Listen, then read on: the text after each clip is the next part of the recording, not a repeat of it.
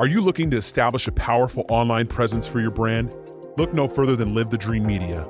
Our team of experts possess the capabilities and skills necessary to make it happen. From creating compelling content to analyzing data and making strategic decisions, we've got it covered.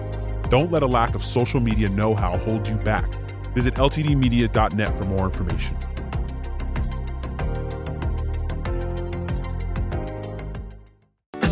Copper Creek Cookies, Copper Creek Cookies, coppercreekcookies.net. We can print anything on our soft vanilla logo cookies. We deliver them and other sweet treats locally. We are located at 4249 West Ina Road, Suite 121. Call us 520-300-1131. We bake smiles. Copper Creek Cookies, Copper Creek Cookies, coppercreekcookies.net. Welcome back for another episode of Now You Know. I'm back with Christopher DeSimone. We just left so much on the table last time, Chris. Oh, there's always a lot on the table. There was just too much on the table, so we had to bring you back. Well, thanks for having me back. My pleasure. Let's just jump in kind of where we left off with Sure. something that apparently hit a nerve with a lot of our listeners and viewers. And it's so important, and I've quoted this several times. The reading level of kids in our area is abysmal. Matter of fact, when I quote you, math is worth, and worse. math is worth. When I quoted you and the number, and we're going to jump to that clip here in just a minute. David's got it queued up, but I don't give the opportunity for someone to answer me because my number was so obscene based on reality. To me, I was floored that we're at the level we're talking about. So we're going to play this clip real quick, and then we're going to come back and talk it. If you ready, David, let it rip. I love hearing more voices in my own head. So let me ask you a stats question. What percentage of kids at Tucson Unified School District, which is the largest school district in Tucson, K through 12, are reading at the level of grade they're in? What percentage of kids do you think? This is according to the state of Arizona. I'm going to be optimistic, and this number's probably lower than this, but I'd say 2/3, maybe 2/3. It's probably a third. Are at reading level? Yeah. 16%. If it's 2/3, you're great. 2/3 is a champion. 16% of Tucson Unified School District. 12. Amphi's only like 48%. Correct me if I'm wrong. And that includes the vaunted Ironwood Ridge and Oro Valley. My kids went there, actually. I'm just saying. Okay, Chris. Yes, sir. 12%. Yes, sir. It's not even a real number. It is a real number. But, not really. It's not a hefty number. You're king for the day. Yes, sir. You're the governor. You've got the magic wand. Break this down for us. And I know you've thought about it, so sure. I'm not just throwing something at you. How do we fix this, Chris? So Gabe Trujillo, who's the superintendent of TUSD, he's a good, smart man. Worst board ever. Worst board ever. Now, Val Romero just got elected there, so that's one voice of sanity. Mm-hmm. And so I don't know if you'll ever change that board not to be insane. Okay? But we'll see. So that's always a good start. Remember, those in the seats those who are in the seats make up the rules. Mm-hmm. Mm-hmm. But Gabe and I did a whole show you and I were talking about show prep or lack of show prep, especially in my case, right? So he comes in, he comes in for his interview. We were just like a full deep dive kind of hour on stuff. And he comes in about half hour early, and I said, "Hey, good morning. Get your coffee." I give him a piece of paper and a pen. He goes, "What's this for?" I go, "We're going to fix reading." Mm-hmm. So I want you to write down while you're waiting to come on how we're going to do that. And actually, there's a YouTube of us on our channel. It says it's like Gabe and Chris Fix Reading or something. And where can we find that? At the Wake Up Tucson YouTube channel. Okay. Hit that. All right. Now, it's always about K through 3. This is where the rubber meets the road, is kindergarten through 3rd grade. Now, what a lot of public schools do is they say, "Oh, our kids come from a single-parent home. They're living with grandma. Things are tough." I got it. And those factors can play into a child's lack of learning. Mm-hmm. So my number, let's start off with, I'm not saying these are all on level of importance, but it's coming into my brain. Number one, all schools should assume every kid that comes to their school is an orphan. I get you. Start I get at you. you're all orphans. We don't care if you have parents, don't have parents. You're all orphans, like that little kid Oliver in the Dickens book. Mm-hmm. All right, and we're all going to treat you as if you have no family that doesn't give a flying crap about reading, right? Because in the end, reading is always going to the kid that'll be have the advantage reading is going to be a kid who sees mom and dad read. If the parents don't treasure reading, that kid is already 3 steps behind. Okay. We're working at 12%, Yes. 16%. Some Yeah. of the better cases, 30 and 40%.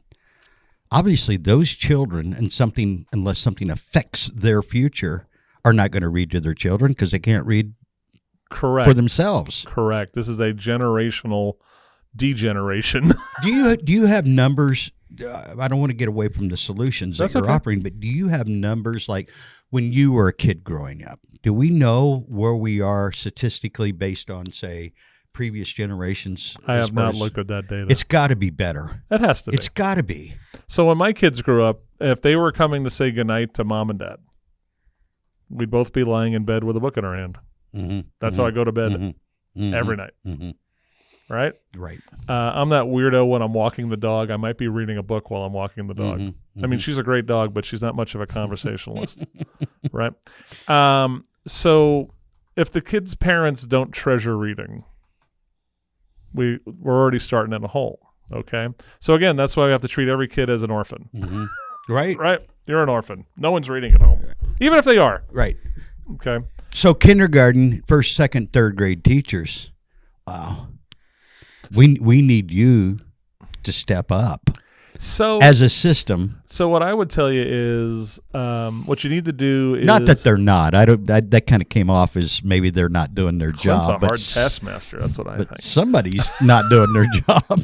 So I would say in their defense a little bit, okay, is one, are we in a continuing ed situation for teachers, are we really pounding the reading thing with them, right? How to be better teachers of reading.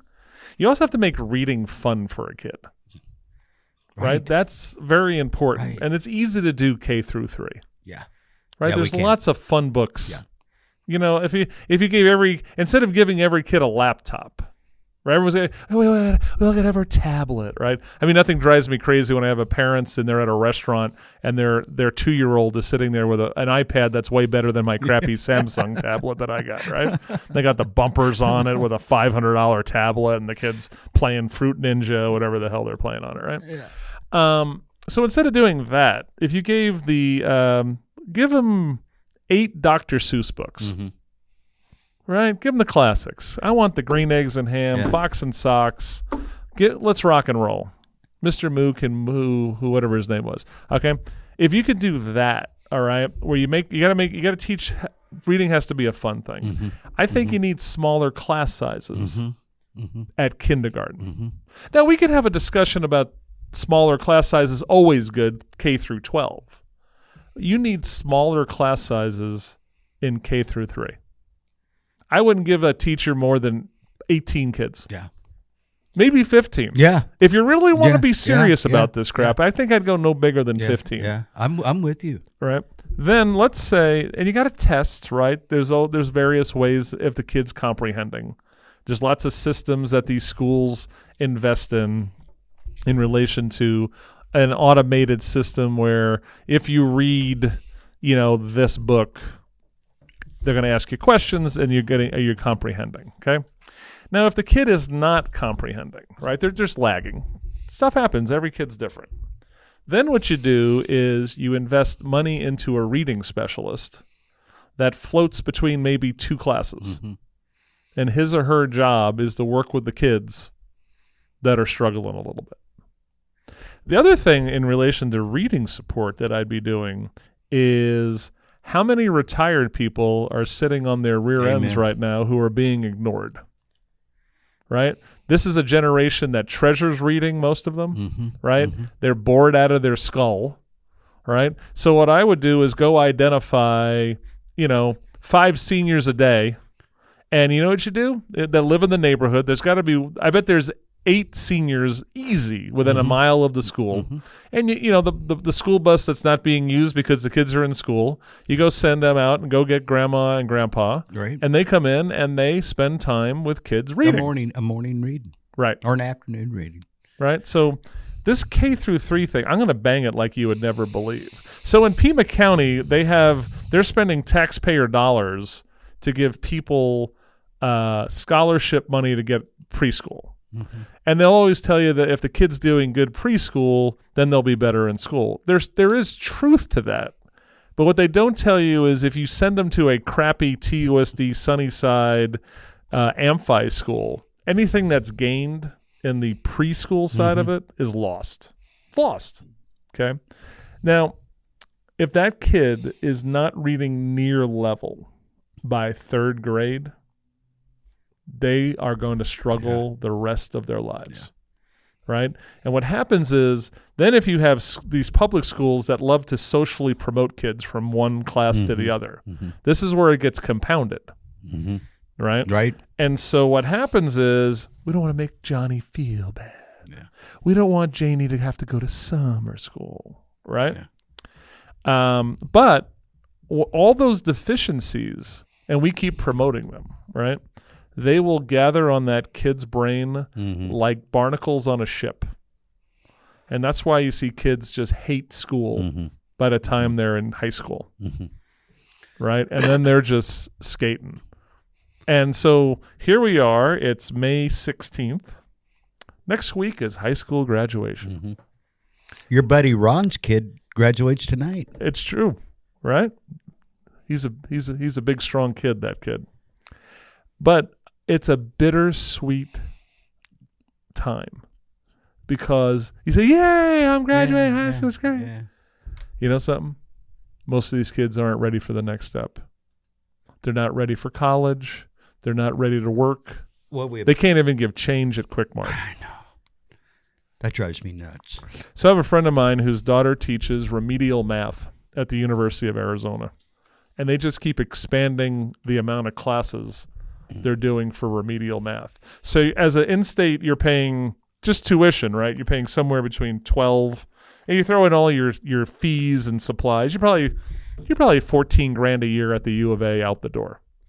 So you take that $14,000 and you're spending some of that precious money. A lot of them are going in debt on classes to do things you should have did when you were in freshman year of high school. Because that's what they're learning. They're learning high school math at the University of Arizona. So when you see Dr. Robbins go out there and go, "Whoa, we're doing rockets and blah, blah, blah." It's true. But we're missing the core. We're missing the fundamentals. Correct. Across the board that we all need.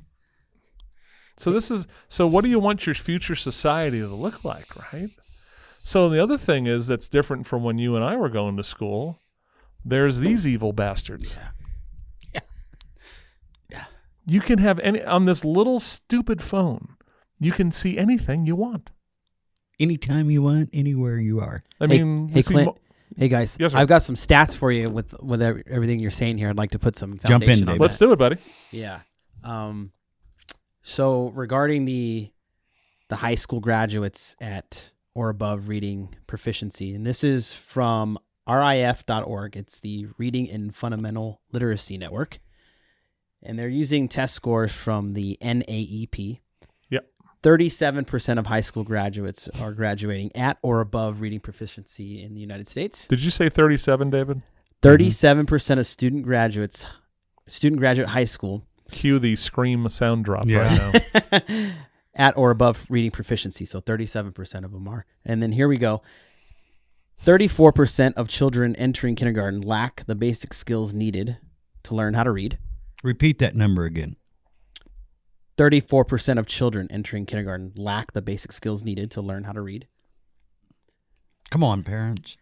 And then 67% of fourth graders read below grade level, contributing to 8,000 students dropping out of high school every day. Yep. So this is where you're at. Wow. Right. And so what's amazing is what really disturbs me whether you're the Amphi School Board, TUSD, Moranis, any of these ones, the lack of urgency is alarming.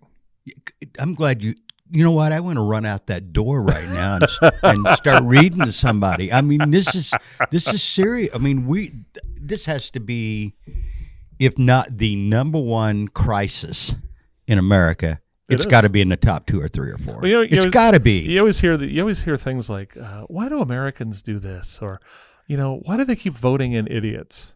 Well, they don't know any better. Yeah. So here's you want just so I'm going to give you the next part of the phone part on why this is so disturbing, right? And now when I say this next part, you'll probably just go in the corner in a fetal position, right? So you take this thing, and now we have the rise of this artificial intelligence crap, right? Where all of a sudden I just have the computer generating what you should, quote, think and what you should say. Yeah. That's spooky. And if you have a population that for the last 20, 30 years doesn't know how to read, has almost zero critical thinking skills, and Alexa or your stupid phone is telling you what to do, you're easy pickings. Yeah. Yeah. You're easy pickings. Hey, that AI stuff, I use it. Stop it. I use it. I use some. I don't use it like a lot of people probably are using it. Right. I use it as a thought provoker. I use it to find the word. But I can tell you this, because I've deliberately tried to. I would say less than 50% accurate about things. Right. It can string together a lot of words for you that you can use, but things that I know to be factual, it's just spitting out all kinds of stuff that is just. But you, my friend, are a critical thinker who knows it's not factual. How many of our brothers and sisters are going to take whatever comes out of this thing as gospel? Well, it looks good. Sure. Sexy. I typed something in the other day about my hometown that Right. I know. I know the history of it. It was all over the place. Some things that were just blatantly not true. Discussing the first black mayor of Mount Vernon. Right. Well, for a fact, we've never had one. And they called him by name and all this. And I'm like, well, that's kind of crazy, knowing that's not a reality. Plus, in and bad, I grew up in the era, I just want to follow up on this AI, where TV was bad. You remember that era? Sure. Don't watch. That's an evil. That's evil. That's bad. And I can't disagree with it per se, although it's not the TV, it's the programmers. Can we agree on that? So it's always about. So from time immemorial, Clint, it's about human beings love stories, right? So stories are based on good scripts written by talented or untalented people, and don't let the truth get in the way of right. a good Whatever story. whatever the median is, right? It could be movies, film, whatever you see That's on this where we're at stupid right thing, here. right?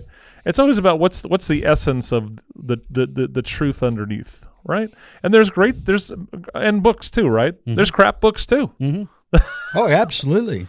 right? It's always in what the heart of the person and the brain of the person who's presenting it, right? What's really sad about the lack of reading thing, and this is really to me the number one sin of all of these educators and teachers unions and board members who have let the reading levels fall down to these ridiculous levels, is we're living. Here's the other side of this. The good side of this. Information is freer and more accessible than it's ever been on the planet Earth. Right. Remember in the Middle Ages, it was only the monks that could write manuscripts and all that stuff until that Gutenberg crazy guy, right? And people lost their lives over that because now we're able to share the truth with everyone. Right. They were the gatekeepers. Correct. So now here we are, where a kid, if you look hard enough, you can go get yourself a college degree on the internet. You may not get the fancy piece of paper, but you know something? You can get the equivalent of a college degree online. The information's out there. Hey, these kids, you're a kid too in my world, but these kids that I have the pleasure of hanging out with, you know how they learn everything anymore? Unless it's taught, unless they did graduate. YouTube, Google. There's a video showing you how to rebuild a motor or build a house. It's great. I love it. Isn't that cool? It's amazing. But you know something? You need to learn how to read. So in the end, if you grew up in a horrible city like Tucson, right, with the crime, the lack of education, the lack of job opportunities, the kids' only defense is reading, educating themselves, and getting better than the situation. But if we talk about TUSD and 84% of the kids can't read at level in a situation where you can access everything for free. Yeah. Even if you're poor, they'll give you one of those Obama phones with a data plan.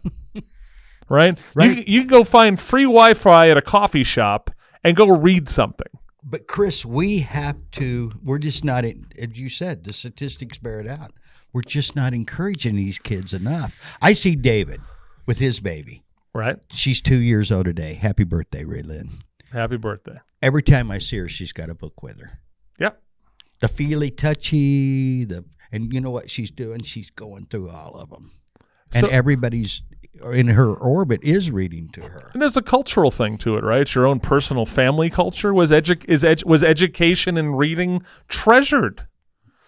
One of my if people say, what's one of your favorite interviews of 14 years of doing Wake Up Tucson?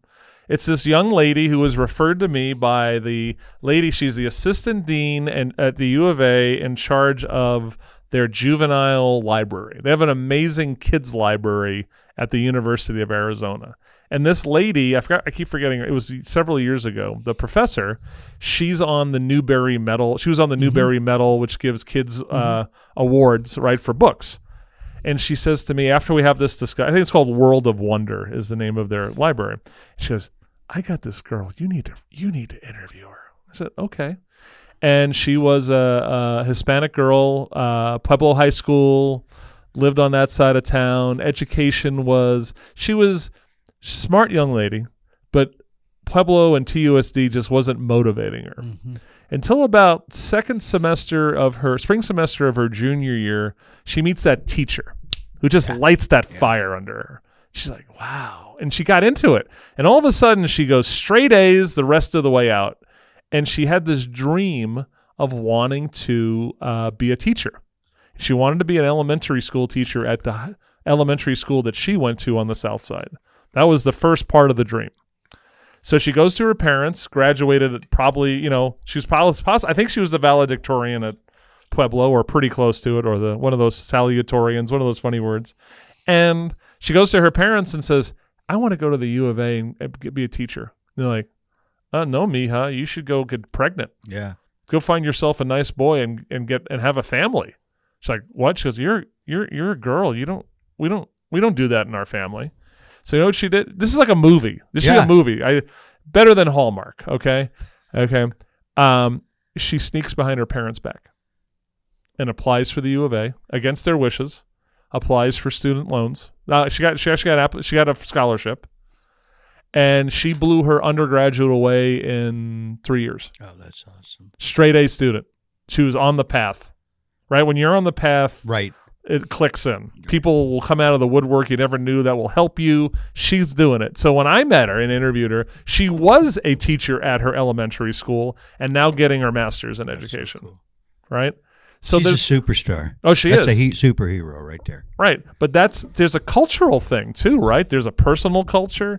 There's a kind of a family culture that these kids also have to get past. Right? Because her parents couldn't give a crap about education.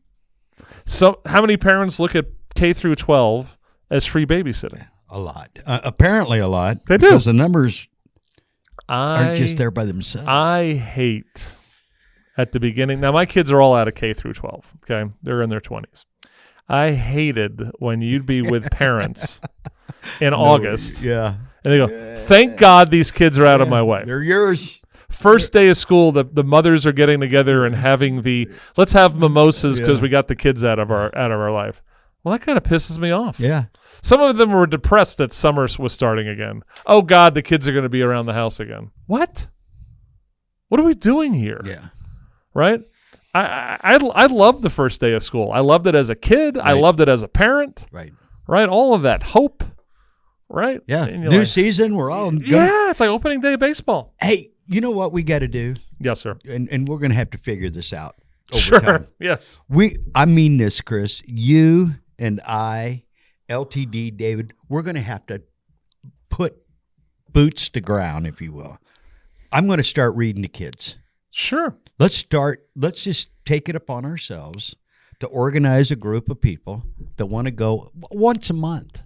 I'm not expecting people to go every week. Well, is there a group we can join? How do we do this? So there's definitely there's like a place called Literacy Connects. There's the Literacy Tree, and they're out there. They're out there. I don't know how out there they are. Like, I know our friends at Rotary, literacy is a big thing for Rotary members. Mm-hmm. Right. So I know, like, when the Tucson Rotary does their big car show, they raise $180,000. A good chunk of that does go to a Literacy Connects or Literacy. So they're out there, but it's not enough. No. It's not enough. No, right? not until we get those numbers north of 50. Again, there's no urgency at your school boards, bro. We got to start running. You got to get. We talked about this the last time, Steve, Chris. People have to step up and get out of their comfort zone. Hey, I know it's tough to be politically involved. Sure. I deplore it personally. Right. But they've got to do it. I'm sorry. If you're the parent or a grandparent of a child, it comes to a point in time where you got to make a stand. Your indifference becomes abdication of your responsibility to make your place better. Are you guilty of that? Because I know I am. So the question is so when you say, so my thing is that I just don't do radio over the years. Mm-hmm. Right? I have worked on campaigns. I have shot down. Most of you have no idea what we have done in relation to shooting down bad bond packages from the county. Mm-hmm. We have run candidates. I have run campaigns. I have donated. I have raised money. So I'm in the trenches. Mm-hmm. And again, like I've said, I don't run for anything right now because I can't do radio and run for office. So, we're going to work on that. I heard that. That may happen one day. So, yeah, and we got actively involved. As a matter of fact, we're spinning off LTD to one more corporation that is exclusively for campaigns. Because last season we had to use LTD, which I don't mind doing, but let's give a little bit of space between that corporation and the corporation that's actually running campaigns. So we've already been asked to help next year. And I do think that's important, but I don't think it's more important for sure than getting into schools and so you're in Marana right now. So you have one really good guy named Tom Carlson. Yeah. Right?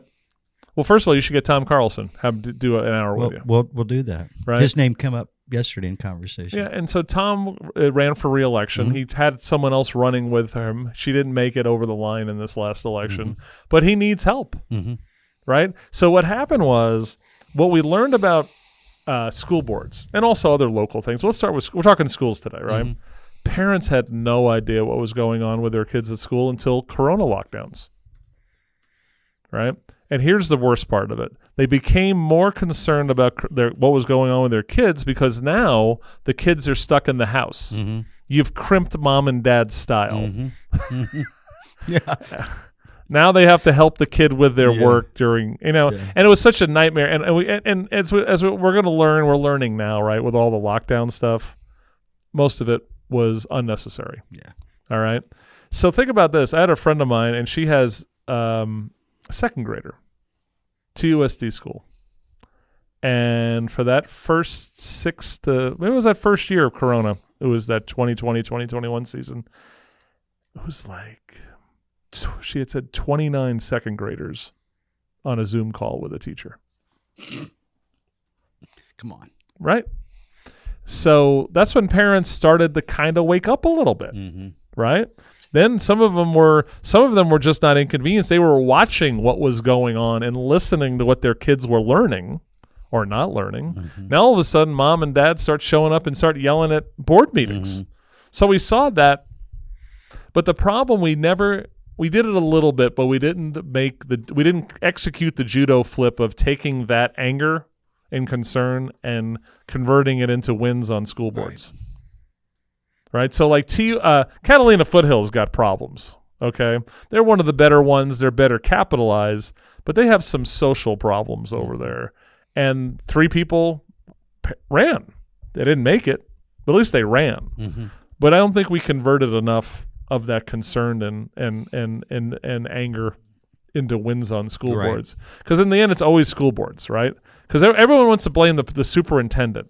That superintendent sucks. That's the school board. Yeah. Right? They hire that hired person him. and they manage them.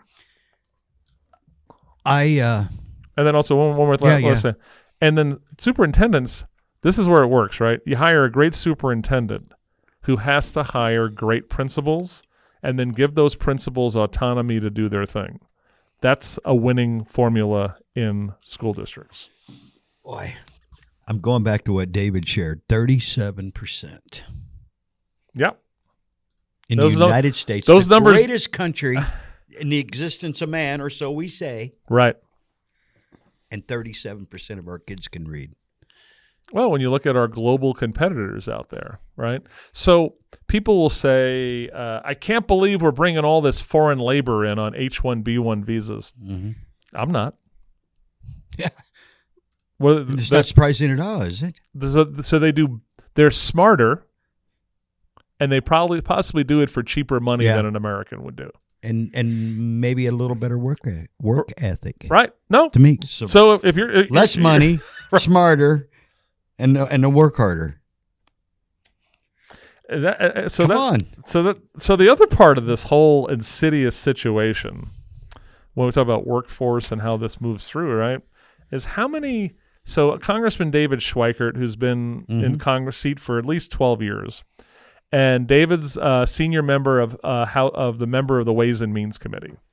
So he has the best economic data. There's no better. He comes on the show every Thursday for years. Great guy. Very, very one of the smartest people in Congress, and not a lawyer, which helps. Yes. And he'll tell you that there's this big concern of how many people from the coronavirus lockdowns on have just dropped out. And I said, what does that mean? He goes, we can't find them, especially young men. So we know young women have been pounding the college circuit doing that and doing it better. I think our last conversation, he said that if you look at the incoming freshman classes, it's a decent proportion of boys and girls going into school, but the girls are graduating at double the rate. Well, they're just smarter than guys are at that age. There's point to that, right? Maturity. But at the same time, those boys are dropping out. So then you say those young men are, not boys. Yeah. Those young men. Then but they're not also we can't track them through the labor market either. What are they doing? And he's talking about millions. This is not like. What are they doing? So either they are sitting in mom's basement, playing gaming? Call of Duty, Yeah. eating Cheetos, right? Yeah. I think another big thing, it's just like a perfect storm. It is. And The prevalence of legalized marijuana has been a bad thing, I think, also. So a study just came out last week, that they're showing a 30%, that young men that are using marijuana regularly, it's a 30 to 35% bump in schizophrenia. wow.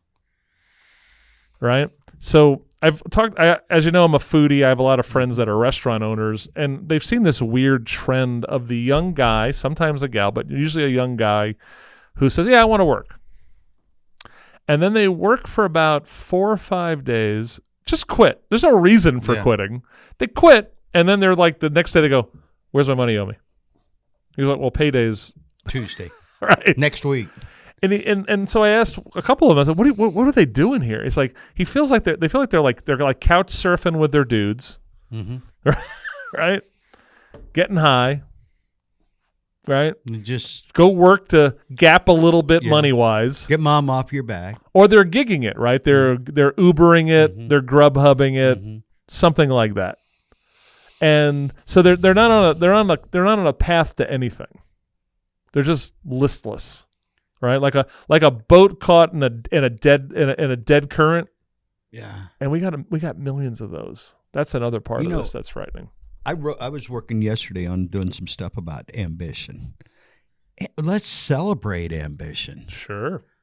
Let's always have a goal. Everything at my age, I get up every morning. You do too. Excited to do what I've got, what's on my agenda today. Me too. That's fun. And I want to push, David and I, we talk all the time. Let's push ourselves a little more. Let's try. We're doing some things with this podcast that was in addition to some of the stuff we've done before. Right. Playing clips and stuff in there.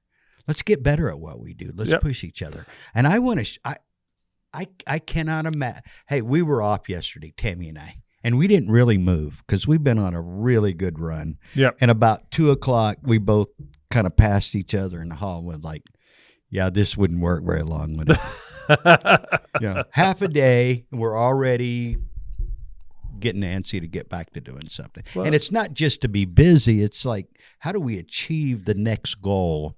Positively participating in the rhythm of life is with intention. Yeah, is the healthiest thing for you. Yeah, like we're wired that way, aren't we? Isn't that the way we're? Like, not everybody. Well, I know. My wife is again my compass on stuff like that. She's like, Clint, they don't care about that. But what happens is, right, you talk about that generational thing we're talking about with reading, right? Mm-hmm.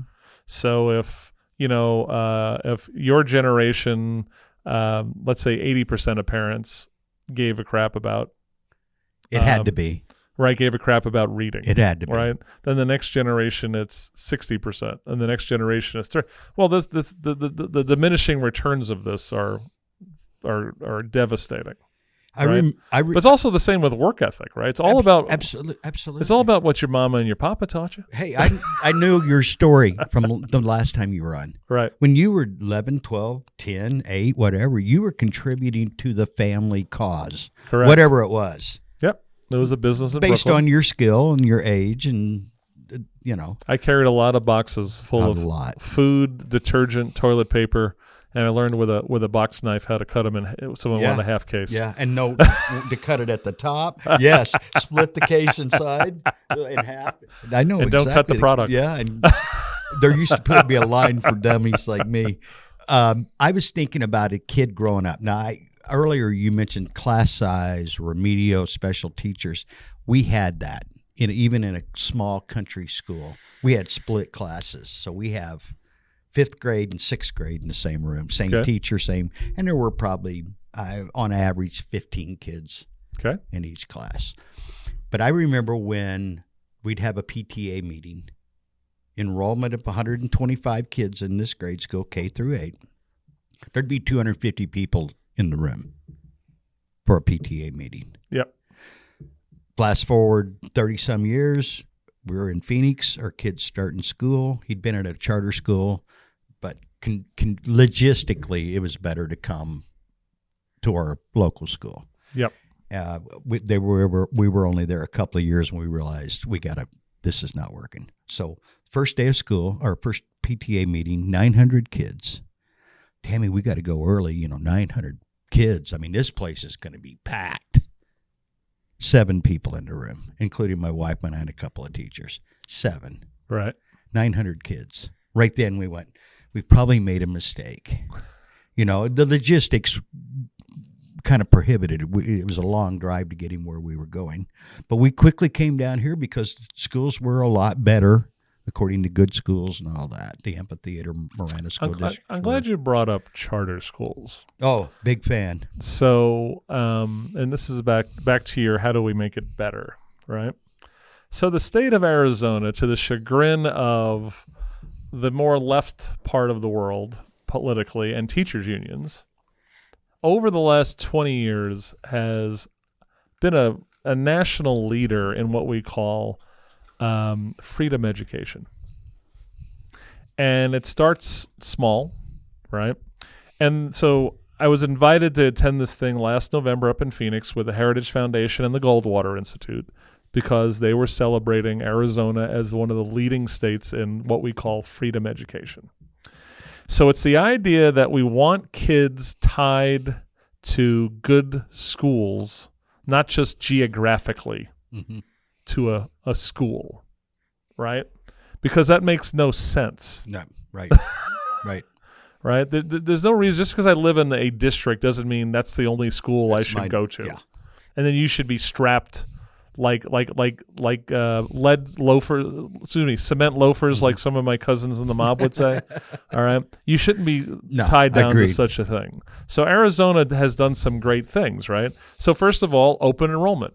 You don't have to go to the school district you're in. When did that happen? That's 15, 20 years ago. Easy. Because I knew it was my kids were already in school when that changed. So that's huge. Yeah. Huge. Yeah. So then we talk about charter schools. In Arizona, there's been a slowdown in charter schools because the charter school board up in Phoenix has been, I think, infiltrated by anti-charter people and then also large charter operators who don't want too much competition. Right. Okay. But there's a truckload of charter schools in Arizona. And there was a great map that they showed. I think it was a gentleman from the Heritage Foundation. I'll see if I can go back and find the slide, the PowerPoint that he used. And I think it wasn't probably Ohio. It wasn't Illinois because Illinois No. can't be Illinois. No, can't be. And they were talking about, I think it was Ohio, and they talked about here's the schools. This is like they showed like all the school districts on a map, and then different colors in relation to kind of like excellence in grades, right? Reading and stuff, right? And they showed that and this year, no freedom education, right? And then 10 years. And what it showed on the map, which was fascinating, was not only as they started opening up more charter schools, and we'll get to empowerment scholarships in a second, right? Is not only were the kids doing better at those schools, but it actually dragged the public schools up because of competition, right? The only thing you're going to change, this is how you change things, Clint, right? It's either change the leadership, introduce competition, or starve it of money. That's the only way you change these dynamics. Okay. So with Arizona, we had open enrollment. Then we had charter schools, right? And the charter school thing's not perfect. There's crappy charter schools. Absolutely. Got to do your research. Right. But I was on the board of the Lehman Academies for a few years. Built basically the basics of what we have: Marana, Oro Valley, center part of Tucson, East Tucson. We have one in Sierra Vista. Yeah, it's like 5 or 6. And then the other thing is these empowerment scholarships. So what they started doing was they would give you like the money that would be given to a child, like kind of designated that this is the funding per child, right? And so they would say is, look, it started off with kids with like special education kids with certain disabilities could take this and go take that money and go to a private school and get a better education. And then I'm sure in those days, the teachers unions and some of these K through 12, or it's K through 12, or, you go to public school or death, right? That's right. They would call, this is a slippery slope. Yeah. You know something? They were right. It was a slippery slope, because what happened was we started opening up those in scholarships more and more, right? So then it became, if your kid was in a failing school, right, 2 years in a row, you can now get an ESA and go to a private school. Right. Well, the last part of this, before Doug Ducey left the office, and you had strong majorities of Republicans in both houses, they opened it up. Yeah. All right. So now they had to fight like crazy, right, for years. But now any kid in Arizona can go to get $7,000, and that can go to a private school. You can even do homeschooling with it. I told you, I think last time, we know a family, 4 kids homeschool. That's 28 G's. You got $28,000. Here's the other thing. Let's say, here, you want a cool way of doing this? 10 parents, right, pool their $7,000 apiece and pay a teacher $70,000 to go teach those 10 kids. Preach. Right? I'll preach. So now I have a 1 to 10 student ratio. Yes. No, right? I'm serious. And that teacher is going to make at least $30,000 more than they would working for a school district. Yeah.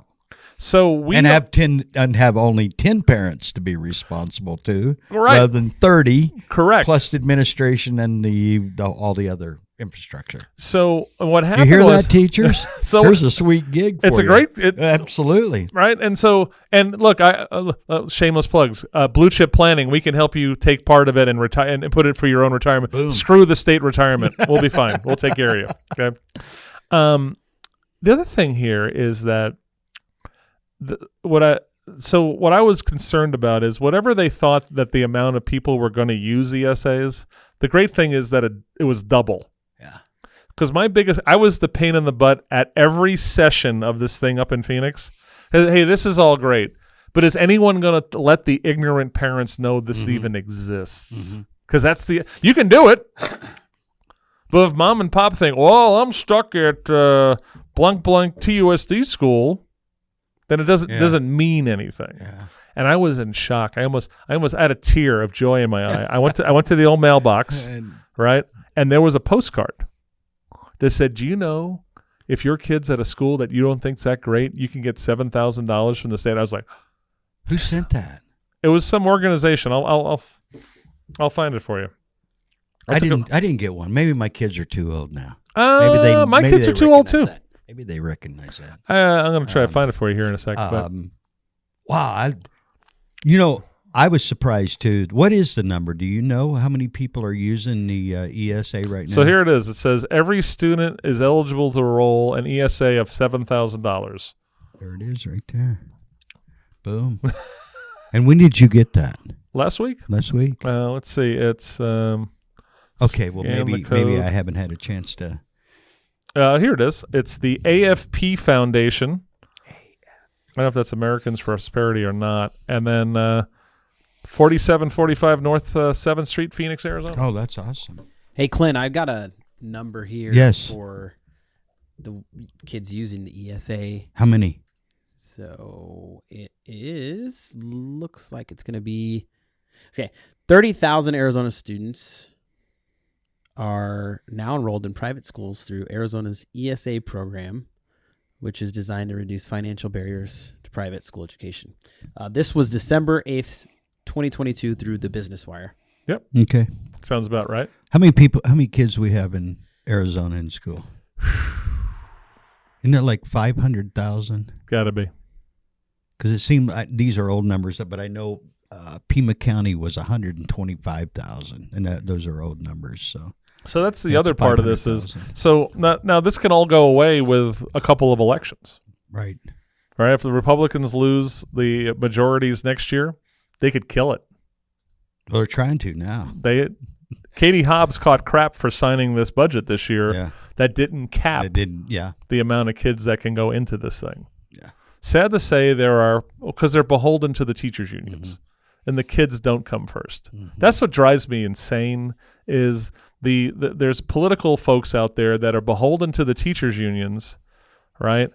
And literally the kids, the teachers, and the parents all suffer in these schools, but you're supposed to suffer along with them. Right. Now, hey, you offered a great solution a while ago to some of this. Which small scale. Oh, yeah. Small scale. But 10 parents pooling their resources. Correct. And with a little bit of side work, you could even bump that up a little more or have a little extra money. I mean, you're already starting with 7 per kid, 700. So let's say you paid the teacher $60,000, which is still $20,000 and they're making now, and took the $10,000 and did that for other things, for supplies, cool field trips.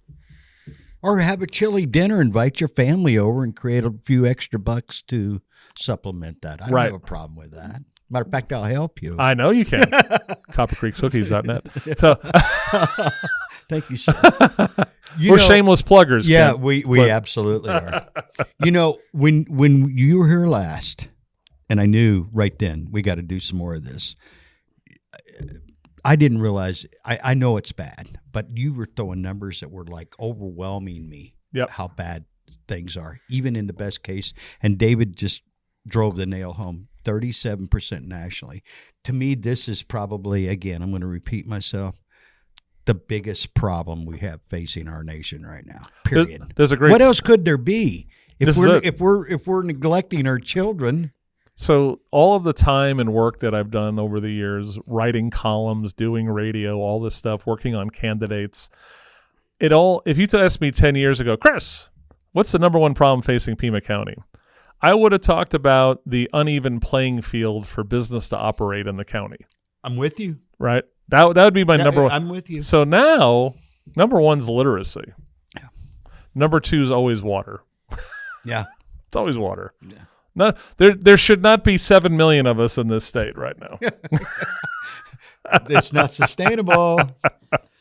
Especially when California isn't cooperating at all with their water usage. Well, they don't cooperate, and they let a lot of that. So everyone's like, it's great, all that snowpack in the Sierra Nevadas, the 300 inches. But what happens in California is they let it all just melt out, and it ends up in the ocean.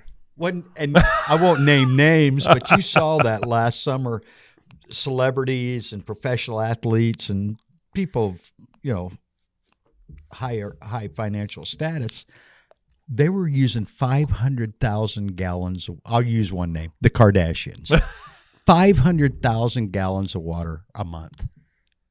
Now, how do you use what is this Olympic swimming pool, like 20 or 30,000 gallons? Yeah, I think so.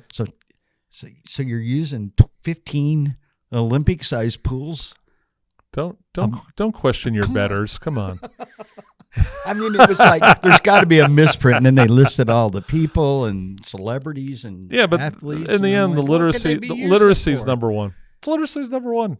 Oh, absolutely! It's not even close. So, like I said, I think it's in this last episode. I love more people getting into the trades. Right, more kids learning.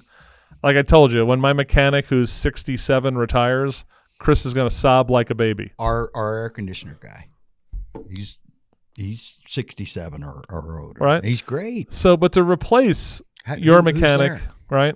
Well, Ron can help us with the air conditioner. Ron Arenas, Picture Rocks Heating and Cooling, is my guy. Thank you, Ron. He sat right there last week. I know, he nailed it. Matter of fact, it's playing right now. It just was dropped this morning. Oh, beautiful. Yeah. I don't want a kid who can't read trying to learn how to install my air conditioner system. Absolutely. Hi, Mr. DeSimone. Thank you for buying this $21,000 air conditioner. We have Randy here who doesn't know how to read, but he's going to figure out how to install that SOB. Exactly. Doesn't I have work. a good friend. His name is Rick Peralt. I don't know if you know Rick. Rick's a Tucson guy, now lives in Phoenix, a Boston guy by birth. And he...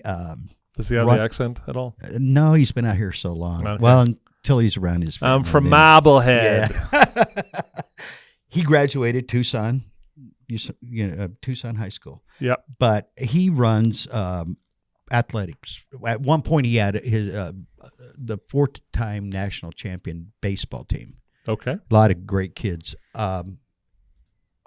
His name escapes me right now. The young man, Chris Moon, played for Rick Peralt. Okay. So you got that connection there. Yep. And Rick ran this program himself. His kids are grown. He continues to run the program, but he doesn't have a team. But he had all the kids bring their report cards to him in a private group. And there were a few parents that kind of pushed back. They're like, "You're not a school. You can't." Rick, former Marine drill sergeant, former cop, said, "Yeah, I don't want dummies playing for me." Now, he was using it as the carrot and the stick, and I saw him pay for a lot of. They brought the report cards to try out? Yeah. to a private group. And I saw him pay for tutors and all kinds of stuff. Sure. Medical stuff for some of these kids, because a lot of these kids weren't able to really pay as they went. And so he covered it. All he wanted was talent and respect, and he got both of them. But parents were, even then, pushing back. He's like, again, I don't want dummies playing for me. Well, you know what? I don't want dummies fixing my air conditioner or building my roads or taking care of my money. Or running for office. And so the only way to fix that is to do our best. Am I wrong, though? Am I overselling this? No. The importance of what we're talking about right now. So again, this will be we'll cover it all before it's over. Hopefully, we can do this discussion again, right? Mm-hmm. So, the way what we've learned from the election box, right, is the election, especially state and national, whatever you're hoping to get out of it, it's temporary. Mm-hmm. Mm-hmm. Whatever that fix is. Mm-hmm. right? I'm a libertarian leading Republican, but we had both houses in the presidency for 2 years from 16 to 18. You know something? Yeah, what happened? Didn't get much What done. happened there, Chris? Well, John McCain was a problem, but here's the thing. You're gonna hear me. I said it loud. I'm gonna keep saying it. Or I'm gonna get a tattoo. Right. Run the sleeve. FFS, Faith Family Schools. Yeah. If we are not working every day to strengthen the family unit, right, to strengthen the educational experience of every kid, right, and we're not growing in our faith. I don't care what you believe in, right? Christian, Jew, Muslim, Hindu, Buddhist. I don't care who you are. If we're not strengthening faith, right, we're just the country will continue to devolve, because all of these things that you and I talk about, Clint, all come from a degradation of those three things since probably 1970. Yeah. Right? Yeah, the tumultuous of the 60s. Yeah. I've said that often. This problem started 40, 50 years and ago. The baby boomers' kids. My children. Right? Okay. The baby boomers, the baby boomers, not the baby, the greatest generations kids, parents. which are the baby boomers. You're the baby boomers. Okay. They were weak. Yeah. Okay. They're the ones who infiltrated, basically working in universities, media, Hollywood, government. But over those 50 years, right, we've had a degradation of faith, family, and schools. And in the end, and it's also when you say faith, this will get me excommunicated. As I like to say, again, right? On the faith side, My hands up. thank you very much. Yeah. Good working with my fellow excommunicated host. Is on the faith side, right? It's just not the fact as a family unit, right, that more people, we want to raise our kids up in the faith, right? The churches have failed. Absolutely. They have failed across the board, and they showed their true colors during the coronavirus. Yes. All right. He was a horrible attorney general, but Mark Brnovich, the attorney general of Arizona, within 30 days of March 20th, and people are closing, says, churches, you don't have to close down. The U.S. Constitution guarantees your right to worship, assemble, do your thing. And you know what they did? They closed down. Right? And now they're like, where is everybody? You know what? I've got to get a shout out right now. Hit me. To OVCN, Oro Valley Church They of the stayed Nazarene. open? Well, they're for a month. They had to close. Right. Man, the minute they could come back. And they were thoughtful about it. It wouldn't, but our church has tripled in size basically since Corona. Because they came back. And a lot of other people. So I'm a cradle Catholic, okay? I have a friend of mine who's a priest on this side of town, been a priest for 30 years. Great guy. I don't want to say his name because he's going to get in trouble with the boss, okay? So it's probably... We don't need that. It's probably June, July of 20, and he literally told me over lunch. He goes, hey, Chris, and then he looks around like this.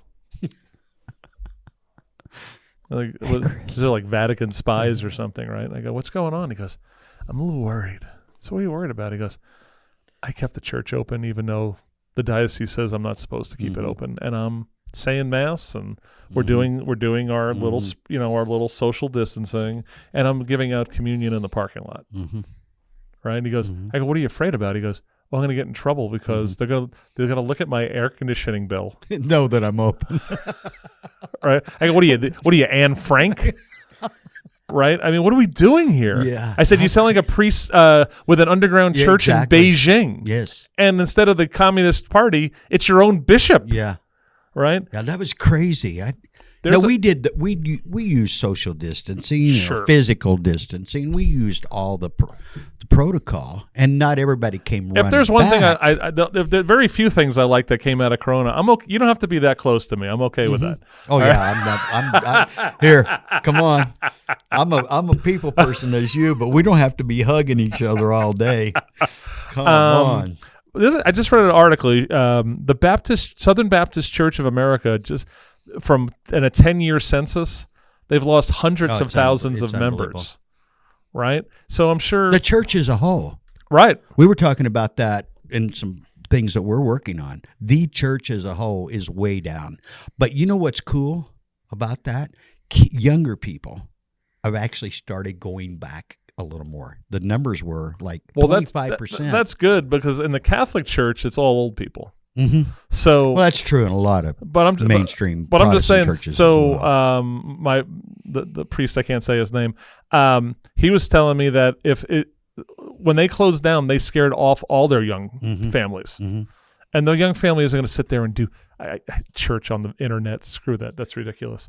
Okay, when 2 or 3 people meet, get together in my name, that's church, right? Not watching on the internet, right? But he says, look, at the trend that is in 8 to 10 years, because my people will get sick or die who are coming, I'll have no one left in those pews. Right. And so the church itself has to go out there and become an active part of life again. Well, we have a phrase around here, the church has left the building. Yeah. Where you just mentioned 2 or 3 are gathered, we're good. So I'm not, again, I always stress, I'm not saying don't go to church and don't have that community. You should do that. Of course. You should do that. But the rest of the 165 hours a week that we're not in church should go with you. And that's one of your touchstones there. Yeah. Faith. I mean, take it with you. Don't leave. I mean, so leave it there. I went to Northern Arizona University, and there was a great priest at the Catholic Newman Center, which is the one where the kids go to, right? His name was Father Mike Straley. He's a Diocese of Phoenix priest. Mike was the guy who would wear the black shirt, the collar, jeans, cowboy boots. He was a cowboy kind of priest. Yeah. Okay. Loved that Mike. probably didn't go real well with a lot of the older parishioners, did it? Well, it didn't matter because it was a school. It was Okay. right? So they're at college. But he'll Okay. tell you the best work he ever did as a priest is he would sit in his cowboy boots and his collar with a cup of coffee at a high visibility table at the student union. And he would just sit there.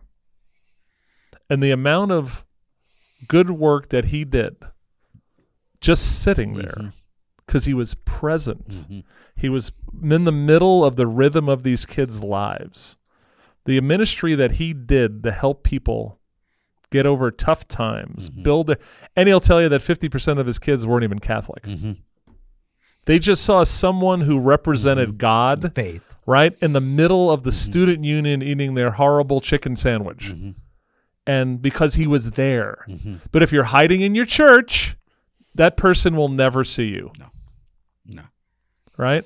And so that's my disappointment in churches, right, out there. The other ones, they don't want to play in politics. Now the Catholic Church loves to play in the politics of the border because they get money from it. Right? Casas Elitas right now is getting, they've received part of the $50 million that Pima County has blown to be basically the Underground Railroad for all these people blowing over the border, right? So in the end, I have priests say, I don't want to get too political in the pulpit. Why? Because they could take away our tax-exempt status. Let them try. Yeah. None of the great faith leaders of the world, including our own Jesus Christ, ever said, be a wuss. Yeah. Hey, Clint, 1 hour mark. Okay. You know what I mean? Yeah. How's that for a finish? Yeah. Not even Jesus said to be a wuss. We'll just leave it right there. Okay. So we're gonna wrap this. We're gonna wrap this one up. We hit an hour. Yeah. Chris, when we get off camera, we'll have to set up the next one. I'm there. Part 3. Love talking to you guys. Hey, it's been a pleasure as always, Chris. Pleasure hanging out with you. You know what? Thanks to our viewers. Absolutely. We really appreciate you guys. Chris really hit a nerve last time. We know there were tens of thousands of you that got in on that reel. Trust me, I'll wear out my welcome sooner or later. No, you won't. You know what? Because he knows where all the cool food places are. Hey, Clint, we just had another couple comments on his post. Oh, did while we? we were doing this session. All right. Yeah, here, I'll read this one to Okay, you. Let me please. see if it makes sense. I couldn't make sense of it, but I do know how to read. Okay. I did. That's our disclaimer. So you've got one that maybe doesn't or knows how to conjugate a sentence. No names then if we're laughing in advance. Yeah, no we names. won't say the name, but it says find a copy of a 6th grade reader from any time between the world wars. What grade level would that be now? Ooh. My guess would be a reader from 6th grade. I bet would be at least a 10th or 11th grade reader now. That's what I'm thinking. That's what I think. At Sounds least good. sophomore. There's Maybe you can go on there and answer that for him, Chris, so he knows who you are. All right. What is that on Instagram? That's on Facebook. Facebook. Okay. Gotcha. That's got to be. I'm thinking about the stuff that we were talking about as kids in grade school. There's that email we that's were been way floating out there. around where it's like it comes up every so many months. Here's a test that a 3rd grader would take in 1940. Let's see how you do on it. Yeah. Right. And Are you smarter than a 5th grader? Kind of like that. And mentality, people are looking at it going, holy crap, this is what they were teaching 3rd graders. Yeah. Hey, you guys want to hear some more of the comments? Sure. Yes. Okay. A lady named Judith, you're not paying enough for education when you get such a low level of reading. A guy named Jim, kids who read have 2 common factors: parents who read to them and parents who read for pleasure. Amen. A guy named John J, this is sad, but at least they have new LED lights to read under now, right?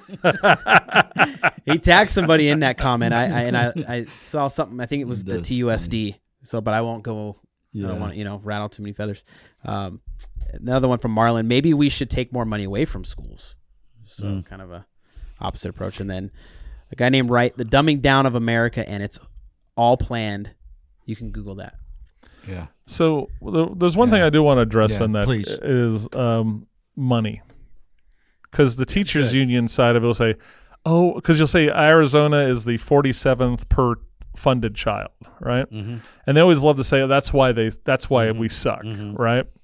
Well, when you look at other states that have amazing amount of monies and their kids suck too, right? Money is a big part of it. I think it's not the only thing of it. The next time we get together, because we'll talk about this certainly at some level.